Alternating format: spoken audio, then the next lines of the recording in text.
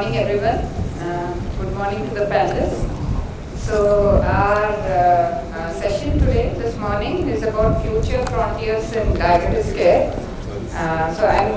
We are going to keep it a little bit semi-formal, as we don't have any slides. We'll keep it an open discussion. And we have a few topics we were hoping to discuss.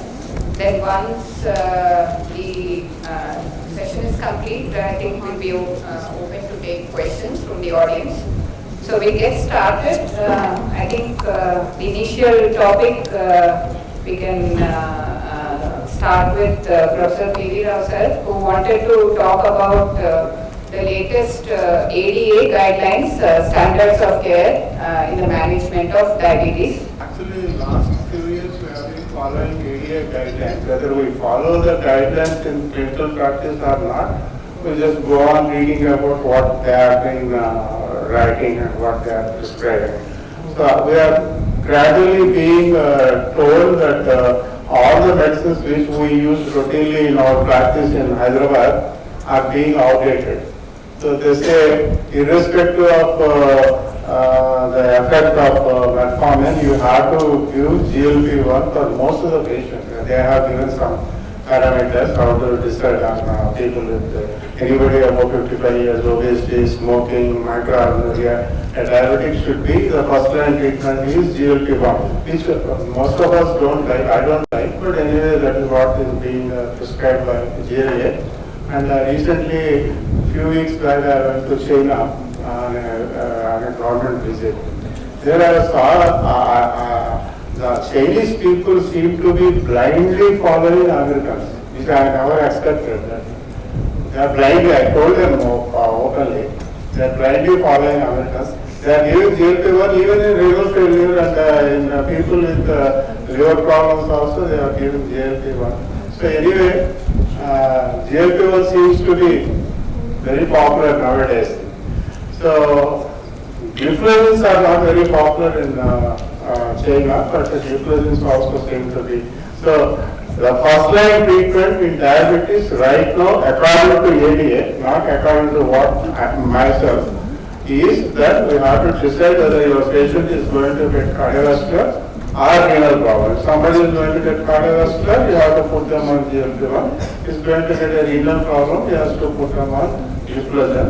Or if somebody is going to get a congestive heart failure, is like that. Basically, they are trying to decide on which medicine is good. So first line drugs are always GLP-1 and gliflozins according to ADA. So it's not accepted by government. You can use GLP-1 in many other conditions, non-diabetic obesity, GLP-1 is prescribed all over the world. India it's not acceptable. Similarly, GLP-1 is given in Alzheimer's disease, GLP-1 is given in sleep apnea. I'm seeing many ENT doctors in Hyderabad are prescribing GLP-1 first line in obstructive sleep apnea. So similar like that, they have been prescribing GLP-1, especially the semaglutide has become sort of an established drug right now in India, in Hyderabad. People seem to know a lot about semaglutide. I'm talking about non-endocrinologists, non-diabetes doctors, the ENT doctors and other doctors. They seem to be well aware of good things and bad things of semaglutide. So it is being used in many other conditions also nowadays. It's not my opinion, but that's what is happening. True. We now have patients coming and asking. We have been asked to start that molecule by the other doctor, and they are asking me why you didn't prescribe it for us. So things are going round. When we think about trying to match everything, but still, I don't think enough thought process is being given to all the adverse effects of the molecules, especially when we are counseling patients. So if we are giving oral semaglutide to these patients for obesity, especially non-diabetics, they need to know that we are doing it off license, so that we cover our bases, and they also know how much of weight loss, etc., to expect from these drugs. I'll touch a little bit more on the obesity side, because I think there's another session going on for obesity, so I'm not going to ponder too much on that. But just a quick note about the adverse effects, what we need to counsel the patients. I think one was brought up just earlier towards the end of last session about having a thyroid nodule, especially with more and more patients being put on GLP-1 agonists. Shastri sir, any comments on the adverse effects of GLP-1 agonists that we need to counsel patients that should at least be documented in our notes as doctors? Okay, like as per the guidelines, as per the thyroid things, it's middle thyroid carcinoma and then it's very rare. Okay, so rare things are very rare, like why unnecessarily should take that first part. Second thing is, if there is any doubtful issue, there is a problem. For example, families have for say even pathologic thyroid carcinoma, or two generation families, somebody has that PTC or something like that. In such case, it is prudent on our part to avoid GLP-1. So, and the routine checking of calcium levels and other things not necessary. But what we have to do is, nothing wrong in the interest of the patient. Sometimes nothing wrong in getting an ultrasound neck with the palpating these people. It's very difficult to palpate and try to figure out that long in getting a thing and if there is any issue or anything like that with the doctor. But generally, I counsel my patients as per the tetrapride as well as semaglutide usage. Like always about the gastrointestinal side effects which are common. And with tetrapride, I found that diarrhea is much more common than nausea. They are tolerating the medication very well as far as the nausea is concerned, but they are complaining about loose motions. So, which we have to address and think. And semaglutide, I think it's more nausea rather than loose motions. It's one observation which I found. Maybe other people can. Some people are reporting constipation also, so that's variable. I think I saw more of constipation with tirzepatide. But I think it's just patient dependent. I'm happy that the people are coming and thanking us. Youngsters are tolerating well when compared to more than 50 plus. Any 50 plus, like you say that, they come and they say that so you have done this medication after that and feeling so uncomfortable or something like 55 that type of group, whether women or men. But youngsters, 20, 25-year-old, mainly when indication is for obesity, I think they're tolerating well. Maybe because they're motivated, they want to lose weight, that 145 kg person and 125 kg person, that's what people whom I've seen. Those people that are very happy about it. And also we are yet to see the effects of the higher doses of tirzepatide in India yet. So. Yes. There's also a lot of talk about the non-arthritic ischemic optic neuropathy. Never got to shed any light. A lot of talk about There's one published study which has shown that there is a risk in more. The decision, I think, is still yet to be taken by the FDA regarding the, but they have put a label on that now. The GLP-1 analogs are having a label of that is rare, but it is there. And the main thing that we should control the risk factors of dyslipidemia, hypertension, and obesity. Again, the same thing come back to that. The primary disease itself will be disposed to a relationship with abnormality, and the other drug is causing it. That debate is still on, but the risk is there, has been documented by FDA. So we should warn our patients in case we have a visual loss, definitely stop the drug and come back for some examination. For diabetic patients going on to the drug, we should have a baseline evaluation of retinopathy, because the sudden fall of the A1C can be disposed to increasing the risk of the progression of retinopathy. That's important. I think the thing is, we're giving all these molecules, already the cost is prohibitive. If we start telling you have to go for this big list of tests before you start our They will not give us. Because once the ER and PDR, when they have a moderate severe NPDR, and then he gets a PDR within 6 months of the GLP-1, he will catch a leg. So basically it's the wrong issue of control diabetes which is causing the problem, but in case we are prescribing it, we will be caught. So we should have a baseline evaluation. Like a patient going for pregnancy, we do it, whatever it is. It is required, but it's required. So I'll move on to the next topic. I think we'll ask Beatrice, who's going to talk a little bit about the next frontier in diabetes care, which has already started up in India and hopefully much more coming up here. So this is closed loop management of diabetes. So the closed loop comes right now. So I pertain to type 1 diabetes because type 1 diabetes, if you treating type 1 diabetes is actually like walking a tightrope because you have hyperglycemia on one side and hypoglycemia. And that is their way of life. That's what we've always been looking at, the hyperglycemia and the hypoglycemia. And it's almost impossible to achieve a stable glycemic control with the sort of multiple daily dose injections that we are doing. Because it never can mimic the physiology. So children especially, they have different levels of physical activity, their food habits are not really constant. So it really doesn't work that way, the multiple daily dose insulin. We may have a HbA1c of less than 7.5% as given in the guidelines. But if you take a closer look at what's behind that HbA1c, you will be documenting a lot of hypoglycemia. So if you look at the CGM monitoring, there's a lot of hypoglycemia, hyperglycemia, a lot of fluctuations. So I think ideally we should be treating the fluctuations rather than only look at the HbA1c. And that's when the closed loop pump technology comes into focus, because the advantage is that definitely there is more time and range when you put the patient on a closed loop pump, especially the automated ones. So there is more time and range, and even the time below range goes down significantly. And we at NIMS, we have actually the basic pump, not the automated pumps, but we give it free of cost from Government of Telangana. So we have about 100 patients on the basic pump, that is 700G. So again there we found that monitoring is so important. We have written up a paper on that. The monitoring is so important because there, if you look at the basic pump, it's basically the advantage is that you are not going to give one shot of laser and stop there. So the basic pump will actually sort of take care of the basal insulin needs very well. So you pick a setting, so somebody may be having a Down phenomenon, somebody may be having a somatic. So when you connect it with the CGM and you know what is the sort of pattern the patient has, you will be able to adjust the basal rate well. So it still works. So even though it is not automated, it still works. And we have documented that the time below range is actually coming down when you give even the basic pump.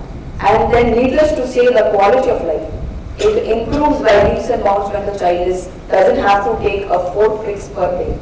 So it really improves, and even the caregiver distress, again we have written up a paper on that as well. Mothers whose children are on pumps, they have less caregiver distress compared to somebody who has to keep on cooking. So again, the child can be trained how to take the insulin through the insulin pump. So in the school, again, going and storing the insulin and again, taking it out and taking, it's a lot of hassle in fact, a lot of logistic issues and a lot of peer pressure and ridicule, especially for the child. So here the insulin pumps help in a big way. So these are the advantages of having a closed loop. The disadvantages, we really have not closed the loop. Because still the kind of pumps that we have in India, the 780G, so still we have to give a meal announcement. So still we have to give the bolus by ourselves. Although the pump autocorrects, we have the sensor giving the information to the pump about the blood sugar values of the child, but still the meal time the bolus has to be taken. And it requires a high degree of digital literacy, a high degree of drive to use these pumps and take care of the pump. That again we have had bad experience. Children not understanding the importance of the pump and not wearing it all the time. So these kind of problems creep in there. And not to talk about the cost, because fully automated pumps cannot be afforded by everybody because it costs quite a bit, and the recurring costs are also more. So there we have a little issue right now in the Indian setting. Probably closed loop or automated pumps may be a far dream. But of course we should try and get all our type 1 children. That will be really good if we can get all of our type 1 children on the automated pumps. Yeah, absolutely. So the main thing I think we need to counsel our patients when they are asking about a pump is it's not going to be a cakewalk. Just because they're getting a pump doesn't mean that they stop calorie counting, doesn't mean they stop checking whether it is by finger prick or it is CGM. They still need to keep track of things, what is happening. And as Dr. Beatrice has explained, this is not So automated pump, the fully automated pump is still a long way away in terms of the economic affordability. It is very good at ironing out the hypoglycemia risk, especially with the with the suspension of insulin when there is any risk of hypoglycemia. But there's always glitches because the sensor is always 5 to 10 minutes late compared to the actual real-time blood glucose. And there is also the fact that it may overcorrect sometimes. I think it's supposed to be very good at giving corrections for hyperglycemia as well. But there may be, it is all patient dependent. The patient still has to feed it the number of calories they are taking, what activity they are doing. I think that's where they're trying to come up with more and more new things with what is called as wearables and all the algorithms, so that they can actually monitor the physical activity of the patient, the sleep of the patient. All those criteria will also be taken into account. I think there are some organizations here who are working with some of the doctors to try to make what is called a digital twin. I'm just hearing about it.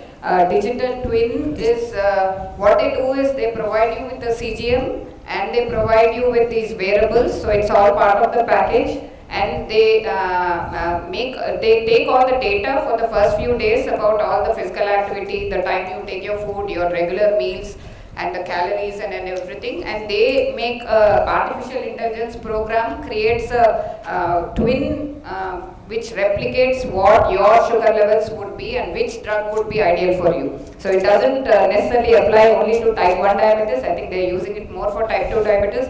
I believe there are some programs here, and I've spoken to a few consultants who use them who say that it works very well for their patients. They have papers saying that the A1C, there is definite A1C reduction, there is definite hypoglycemia reduction with actual reduction in the number of drugs that they are taking for the diabetes. So a lot of frontiers along this, and as Beatrice, it's very nice that they are getting to do so much work with children who are being given these pumps. So CGM, do you give CGM to them as well, or only the pumps? So we give only the pumps, and we take care of the monthly expenses for the quickset and the reservoirs. But CGM is something that they have to buy. Sometimes we do get sponsors for the CGM as well. So that again, we try to give it at least for once in 3 months at least for a child, so that we see the pattern. Or if there is any variation in the blood sugar, we do get sponsors to give them the CGM. And now, in fact, the pumps are available even under Aarogyasri. So we give the pumps under Aarogyasri. And one last question on that is, if the child or the adult that you have given the pump to, you obviously call them back for the A1C monitoring. If they are not maintaining that A1C, do you take the pump away? No, we do not punish them. No, we just counsel. This has happened. What you say has really happened. Because over the years, the sort of drive and the enthusiasm comes down after using the pump, and they get used to it. So sometimes the drive comes down, and then there is the HbA1c goes up. So then that is the reason we have a peer support group. So we meet at least, we try to meet once in 2 months or 3 months, where all the children come, and then we try to get in it's like a group consultation. So it's not like for each individual child. So we try to group in the children with the bad HbA1c with the good HbA1c. So we'll try to figure out what the problem is, but we do not take away the problem. There are some patients who are on pumps, like they're at least for the past 30-35 years. In Madras itself, when I was practicing, I started with a first pump or something like that. I'm so happy about the 780G, like this sensor that gives real time. And after that, people are getting fantastic follow-up. Now, one thing what I found is those people who are using pumps, the follow-up is lost. They themselves, they check their HbA1c. They do and they say that, okay, like I'm good, and they won't come for follow-up. That's one thing which I have seen. I spoke to the only pump devices that is given in India, there are Medtronic. Even though I'm not supposed to name a company, but only people. Like I told them what actually happening, why those people are not coming for follow-up. Okay, let them have at least once in a year eye checkup. Let them have at least counseling once in a year. So that's one of the biggest disadvantages what I have seen as far as using the pump.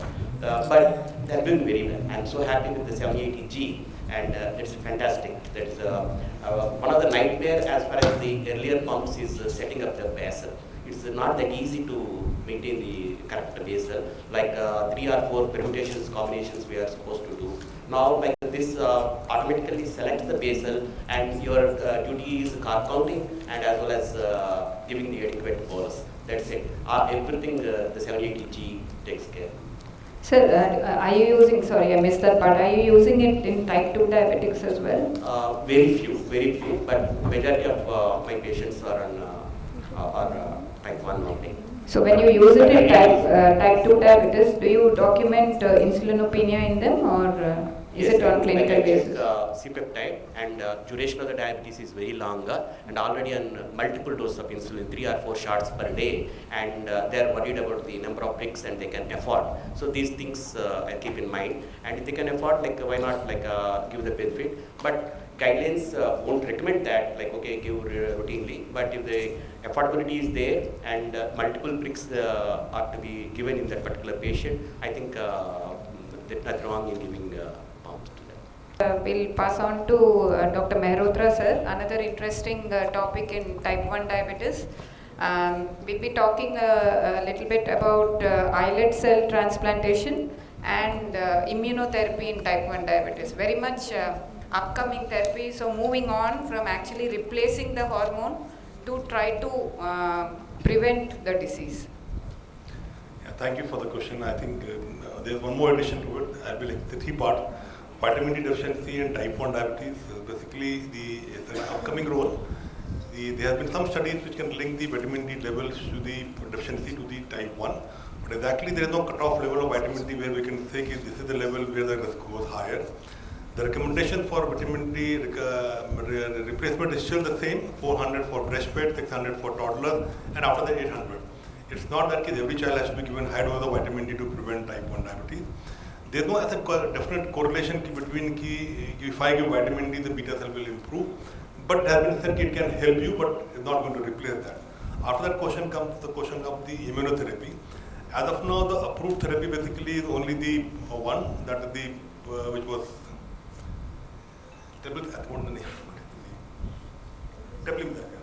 and that has been used in stage 2 of type 1. That basically when the patient has antibodies positive, but not gone into the classical florid diabetes. There we can use it to prevent the further progression to stage 3. There has been a trial published for stage 3, but still not been approved by FDA for stage 3. So only approval is for stage 2. That is for patients with antibodies positive and a fasting sugar of above 110 to less than 126, and a post glucose between 142, what we call as IGT. Now, the question in our country comes that we don't really track the relatives of type 1. We don't have a population who is already in a follow-up to say that this is the population who is the relative of type 1 already having antibody positive and what is their GTT. So that is the risk group where we can say that this group is going to be benefiting from the immunotherapy. Coming to the other therapies which have been all lot of experimental, coming to the role of transplantation, the main thing is the simultaneous pancreatic and kidney transplant. That is the thing which works very, very well. Patient already having a type 1 diabetes going for a kidney transplant, at the same time you replace the pancreatic transplant. So these patients will be your lifelong immunotherapy. So there, the one immunotherapy can help you to both, counter them both, and the outcome is better in these poor patients. Only pancreatic transplant is possibility in patients who are having a lot of morbidity of the diabetic situations. Somebody having a lot of brittle diabetes, they can benefit, but provided they don't have the end stage complication. Come to another subset, the islet cell transplantation. The one compound that the islet taken away from the cadaver has been tried and has been approved by FDA, it's called Glenitra, and has been approved for patients having frequent hypoglycemia. That can be used. It can be used in patients going for kidney transplant also, but again, these patients will require lifelong immunotherapy. It's not that you do a islet cell transplant, they will require immunosuppression for lifelong. The stem cell therapy is still very upcoming. The allogenic transplant is happening and the stem cell therapy is happening, but again it is in a very, very early stage of stage 2 or stage 3, yet to be approved by FDA. There was one report of last year which came in, where they have used the autologous transplant were used. That patient will not require lifelong immunosuppression. I think we need to see more trial of that. As of now, if you look in our country, what we can look for is the simultaneous pancreatic kidney transplant, and it works quite well. We have a couple of patients who are doing very, very well after that. transplantation alone, we have not tried that till now. Thank you, sir. So, is islet cell transplant being offered anywhere in India? Not. I do not think so. Not Somebody to doing my a knowledge. trial. Yeah. That is a We different do thing. get the odd question about it, but not to my knowledge. I think only one center has been approved in US also. That's the same thing should be the Lentra there. There was some talk about hospital in Chennai offering it, but I think because of lack of take-up of patients also and the costs involved. Stem cell will take some time to come. It's not going to be easy. The autologous will take more time to come. The allogenic may come in some time. I think one company is already trying for approval. They already have finished phase 3. That's called VX880 compound. That may come in first. Certainly, simultaneous pancreatic kidney transplants are being done, and they do have a good success rate of being able to come off insulin also. So that's a good option. We're going to talk about the in thing which many of our patients keep asking us. I have come now with diabetes, irrespective of the duration of diabetes that they have. But I have read in the newspaper or heard on YouTube, or my neighbor told me, and now I want to get my diabetes reversed. Is it possible? How do I go about it? So over to Shastri sir. Yeah, I'll give my experience. Recently, one patient walked in and with a fasting value of 200 and post-breakfast value of 300 is around 35-year-old. Okay. First thing what he asked is like, can I go for remission? Reversal of diabetes. Can I go for the reversal of diabetes? I said that the word reversal is not acceptable. Remission is a more scientific word. Anyhow, first, without passing examination, you cannot get university first. People, first you have to pass the examination. Simple basics, they have to pass. After that only they have to think about getting the first class or second class, after that university first. Now, see, the thing is, remission is possible. I'm not saying that it's an impossible thing. Remission is possible. Evidence is there. Direct trial is there. But what we have to look at is the 3 or 4 factors which we have to look into. One is the HbA1c. The HbA1c is a very, say 7.2, 7.5.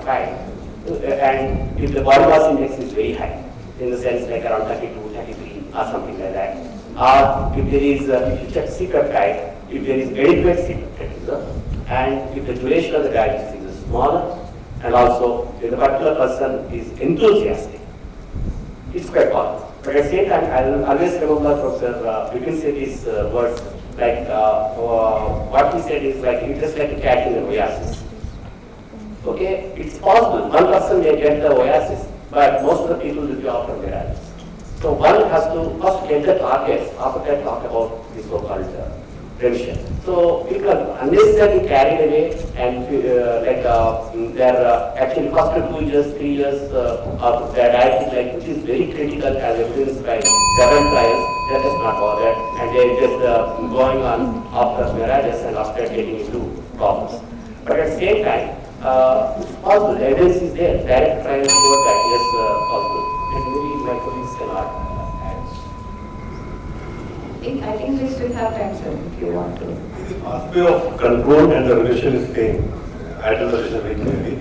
First we get the A1C is down, maintain a good healthy lifestyle, then we talk about the remission. One, I think the Viraj basically what the saying is, even the sugar come down, you may go off the medicine, but dietary modification has to remain in place. If you give the dietary modification, the whole metabolic process will start, again the dyslipidemia will come and again the priming. So monitoring and the diet modification and lifestyle modification has to remain even if they go off the medicine. That is a very, very important thing.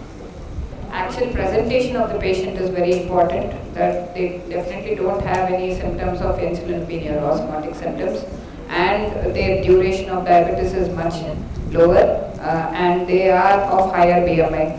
What about our patients who are with a strong family history, who are lean, and come with your A1C of 10%, 11%, do you ever see them, envision them getting off medication?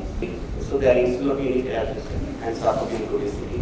And those people very unlikely, they need to first start getting good diabetes control. After that only talk about remission. So we have to buy time. As dietitian, I always say that, okay, like first start getting the good results. In 3 months' time, I give you, and see, this is the medication which I am suggesting you. First, start taking it to 2 targets. After that, we will discuss about it. So down the line, 4 years, 5 years, you will understand that it's not possible. So, like I think, few percentage of people, it's possible, but at the same time, unnecessarily going for certain diets and other things, and fat diets and other things, and getting into serious problems, which is not warranted. Used for the tradition. I think one colleague are doing it, and very expensive, not cheap. But it's possible. I think we have to remember about the legacy effect concepts also, that we know from all the big trials that all this time you are buying by saying I'm trying to reverse my diabetes, I'm trying to go into remission, is going to catch up as you go longer in your duration of diabetes. So you're better off taking some medication and keeping your levels okay rather than waiting for the diabetes to reverse. Sir, P.V. Rao sir, any comments on this? Actually, it's not possible to reverse diabetes. But there are so many people trying. We have done all those trials, and we have done many trials for reversal. I recently published on yoga also. June last year, published a national study on yoga. It's not possible, at least in Indian context, to reverse diabetes, but of course you go on talking about gene therapy, stem cell.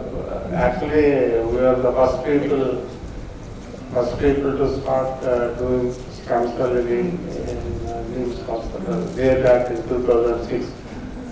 So I'm sort of a frustrated man with all these experiments.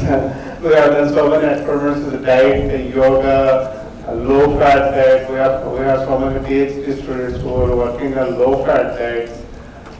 As of now, in my experience, it is not possible. But of course, people have been trying so many things, and I hope that in some time in future, we may have some advantage with one of the therapeutic modules to reverse the diabetes. I'm also familiar with what is happening in AAG hospital in this direction. So it is still not conclusive enough to talk about reversal. But there is of course remission, there is of course resolution, remission, but no cure. Okay, thank you. Sir, I think with the stem cell therapy, etc., we have to take it with. Yeah. Beatrice, anything to add? I'm going to open the Pandora's box. I really don't believe in remission. At least the kind of patients that we see, I don't believe in remission. And I think if we push our patients too far as well with the very low calorie diets, and now with all the other molecules also, now we are living with, the patients are living with them, coming back to us, we are seeing significant problems with muscle mass loss and vitamin deficiencies, etc. So whatever we do, I think we have to try and see what is best for our patient, not make promises. Muscle mass, correct, sir. Sarcopenia seems to be a problem with GLP-1. Yeah. And sarcopenia is a problem with many of the dietary interventions.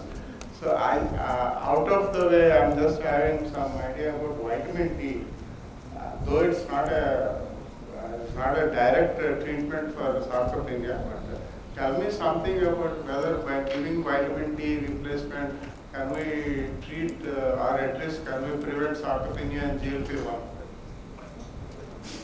Sarcopenia and GLP-1, we need to have adequate protein and the multiple nutrients plus the resistance exercise to maintain that model. Vitamin D has a role to play in the muscle power. We can go up to 1000 IU per day and maybe you keep the vitamin D level above 30. More than that, vitamin D alone will not be able to prevent the sarcopenia, but it can help you to maintain a good exercise plan or muscle power can be maintained. And the other way around also, with the higher BMI, the SHBG and low testosterone levels, whether there is any. So I think most of the guidelines, rather than just going by the numbers, they are saying that do it on a clinical clinical basis. But there are studies saying that there is definite improvement in the metabolic parameters with testosterone replacement. Do everything together, but yeah, that's what the studies I think are biased in that all the other factors are also taken care of.